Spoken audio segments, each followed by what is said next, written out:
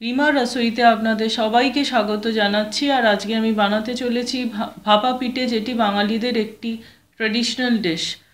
চলুন দেখে নিই রেসিপিটা কিভাবে হয়। এটি বানানোর জন্য লাগছে চাল গুঁড়ি 1 বড় চামচের ঘি, মিল্ক পাউডার 100 গ্রাম মতন, খেজুরের গুড়, চিনি, 4 থেকে 5টা ছোট এলাচ, গুড় আর 2টি কোরানো নারকেল। এবার কড়াইতে 1 চামচ ঘি দিয়ে দিন।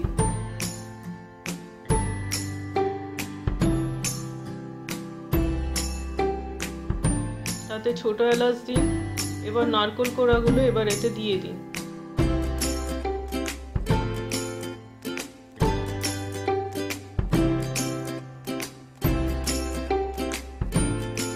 এবার প্রয়োজন মতন চিনি দিন আর গুড় দিন।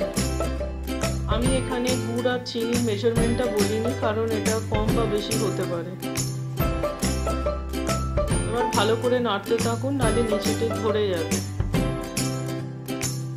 এটা হতে 10 থেকে 15 মিনিট লাগবে। এবার মিল্ক পাউডারটা দিয়ে দিন। আবার ভালো করে স্লো ফ্লেমে নাড়তে থাকুন। ফ্লেমটা অবশ্যই স্লো করে দেবেন।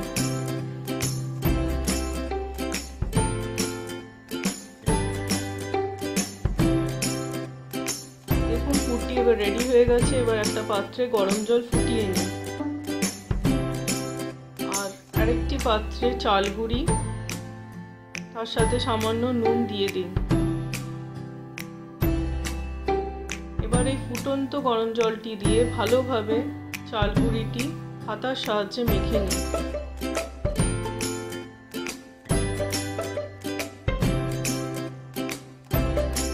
প্রয়োজন মতন আবার জল দিতে পারেন।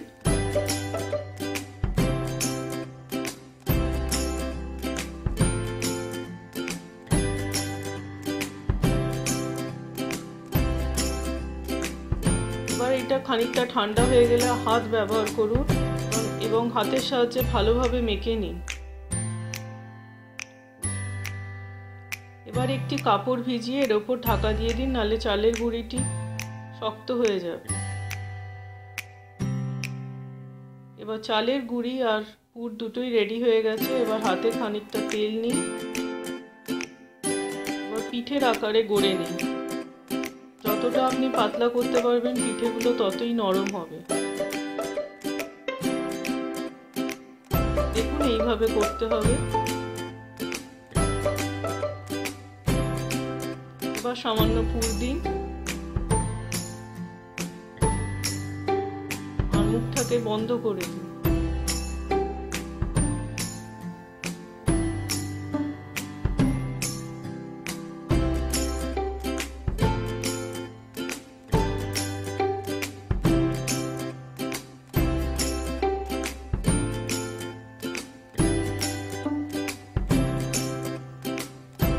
এইভাবে এক এক করে প্রত্যেকটি গড়ে নিন।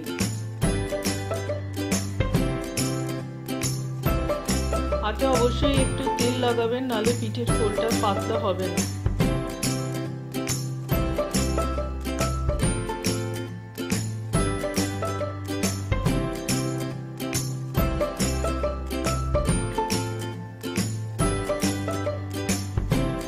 এবার গরম জল করুন আর ওর উপরে একটা ছাঁচড়ি রেখে দিন। দেখুন পিঠেগুলি হয়ে গেছে। এবার এক এক করে এর ওপর দিয়ে দিন।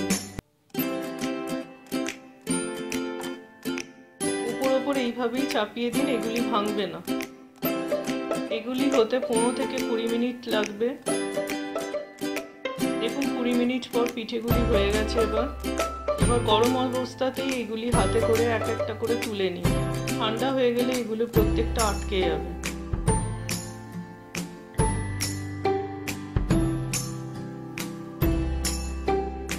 এগুলি আপনারা বাড়িতে ট্রাই করুন আর বানান অবশ্যই।